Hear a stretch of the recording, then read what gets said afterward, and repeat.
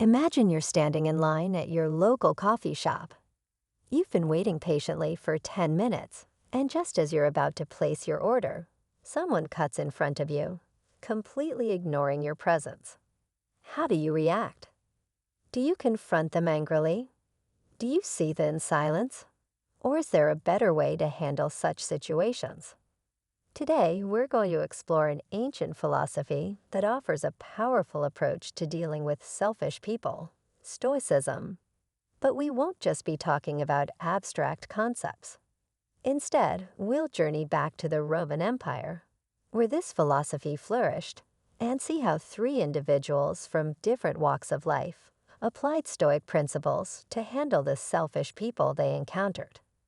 By the end of this video, you'll have a clear understanding of how Stoicism can help you navigate challenging interactions, whether dealing with demanding customers, toxic friends, or scheming colleagues. Let's step into the sandals of our Roman counterparts and discover the timeless wisdom of the Stoics. Before we meet our Roman friends, let's set the stage. Stoicism, founded in Athens around 300 BCE by Zeno of Citium, found its greatest expression in the Roman world. By the 2nd century CE, it had become a dominant philosophical school, influencing everyone from enslaved people to emperors. The Stoics believed that virtue, wisdom, justice, courage, and self-control was the only true good, and that external circumstances, including the actions of his next challenge, comes in the form of Quintus, a wealthy merchant known for his arrogance. "I need 10 liters of your best olive oil," Quintus announces. "I'll pay 35 denarii per liter, not a denarius more." Lucius knows that 35 denarii is below his cost price. In the past, he might have argued or refused to serve Quintus. Now he sees this as an opportunity to practice Stoic virtue. "I appreciate your business, Quintus," he says calmly. "However, the best quality olive oil costs me 38 denarii per liter. I can offer you excellent oil at 35 denarii or the best at 40 denarii as per the imperial edict. Which would you prefer?" Quintus scowls. "Don't try to cheat me, shopkeeper. I know you can afford to sell at 35. Again, Lucius takes a deep breath and recalls Marcus Aurelius's words. "You always own the option of having no opinion."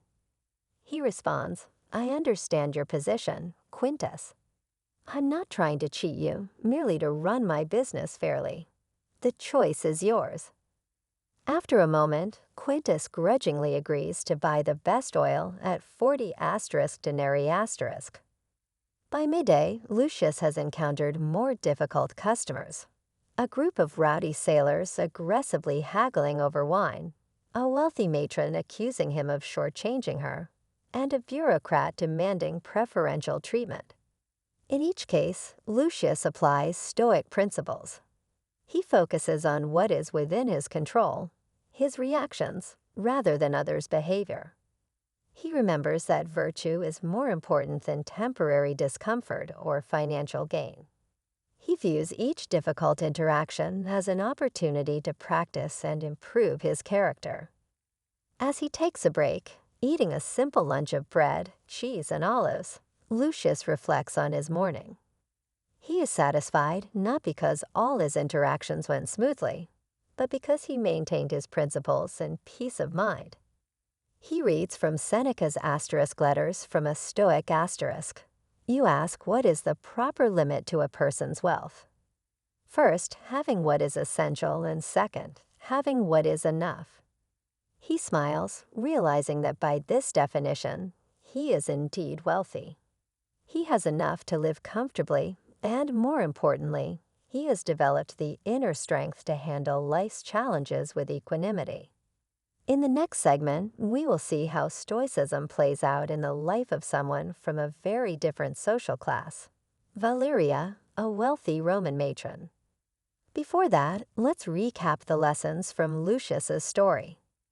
Stoicism is not about suppressing emotions, but changing our perspective on external events.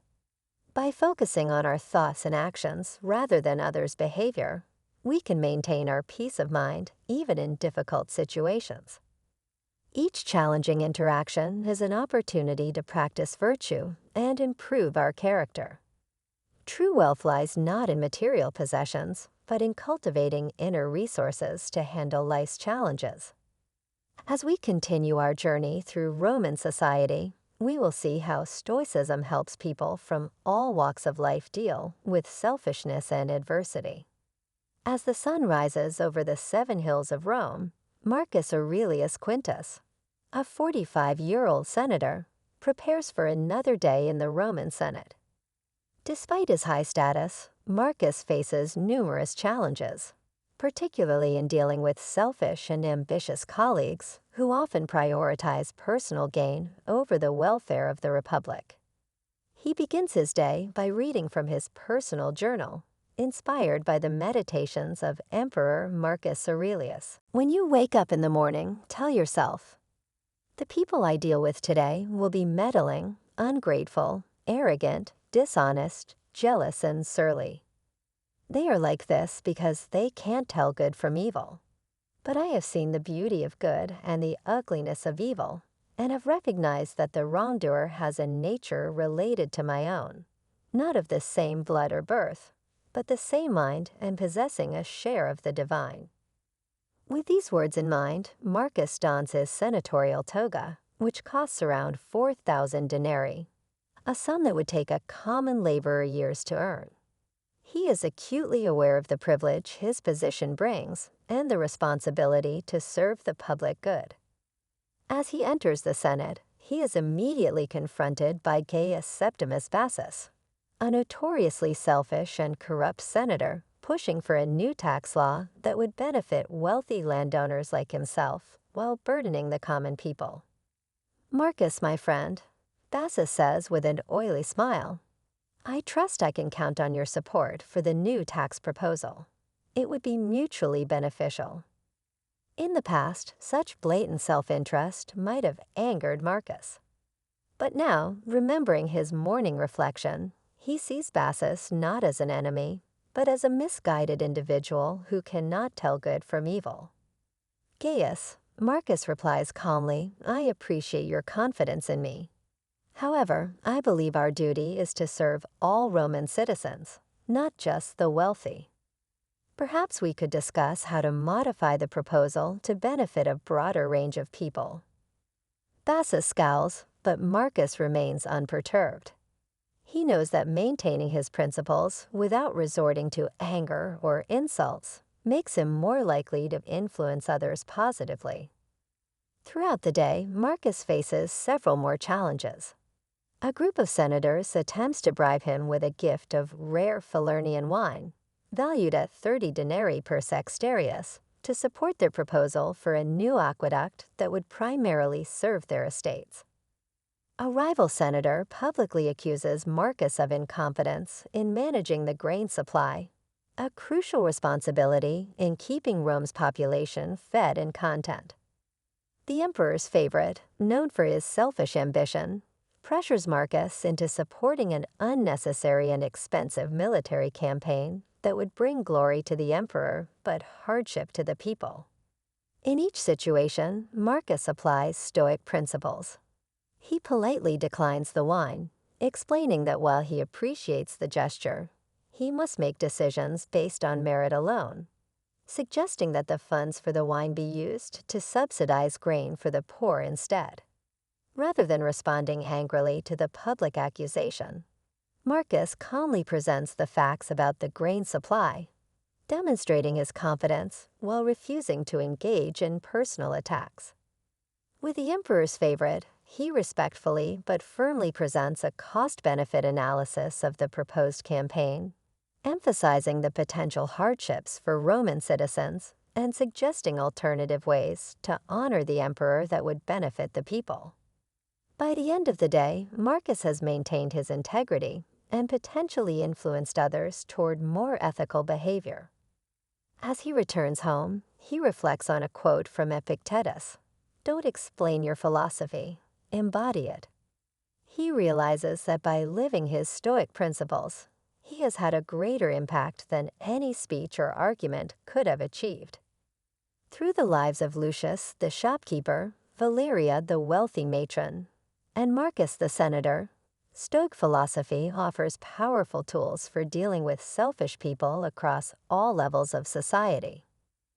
These principles help them navigate their challenging social landscapes, from dealing with difficult customers to managing political rivalries. While we no longer wear togas or trade in denarii, the challenges of dealing with selfish people remain remarkably similar in our modern world. A barista at a busy coffee shop in New York City faces the same struggles as Lucius. One morning, a businessman storms in, cutting the line and demanding immediate service because he is in a hurry. In Lucius's time, this might have been a wealthy merchant throwing his weight around. The barista, drawing on Stoic principles, remains calm and politely, but firmly explains the fairness of serving customers in order. By focusing on what she can control, her reaction, rather than what she cannot, the customer's behavior, she upholds her integrity. Later, a customer complains about their latte, insisting it is not what they ordered, even though she is sure she made it correctly. Instead of becoming defensive, she channels Marcus Aurelius. The best revenge is to be unlike him who performed the injury. She apologizes for the inconvenience and offers to remake the drink, turning a potential conflict into an opportunity to demonstrate excellent customer service. Similarly, a modern executive faces the same social pressures Valeria once did. Scrolling through social media, she sees acquaintances flaunting expensive vacations, designer clothes, and seemingly perfect lives. She feels the urge to compete, but remembering Seneca's words, "We suffer more often in imagination than in reality," she steps back. Recognizing that these curated images do not represent real life, she decides to limit her social media use and focus on real-world relationships and experiences. A middle manager at a large corporation faces challenges similar to those Marcus confronted in the Senate. A coworker attempts to take credit for his idea in a meeting. Instead of interrupting or becoming visibly angry, he remembers Epictetus. You are not your body and hairstyle, but your capacity for choosing well. If your choices are beautiful, so too will you be. He calmly acknowledges his coworker's contribution while clearly restating his original idea, maintaining his professional reputation and setting a positive example. Later, his supervisor pressures him to manipulate data in a report to make the department look better. Like Marcus refusing to support corrupt legislation, he stands firm in his principles, respectfully but firmly explaining why he cannot comply, while offering solutions to genuinely improve the department's performance. Our Roman friends did not have to deal with smartphones or social media, but the Stoic approach remains useful in managing modern distractions. Just as Marcus chose which social engagements to attend, we can decide when to be available online. In a world overwhelmed with news and opinions, a Stoic approach involves carefully choosing information sources and remembering Epictetus's advice. Don't just say you have read books. Show that through them you have learned to think better. Online arguments can be tempting, but before engaging, one might ask, as Marcus Aurelius did, is this essential?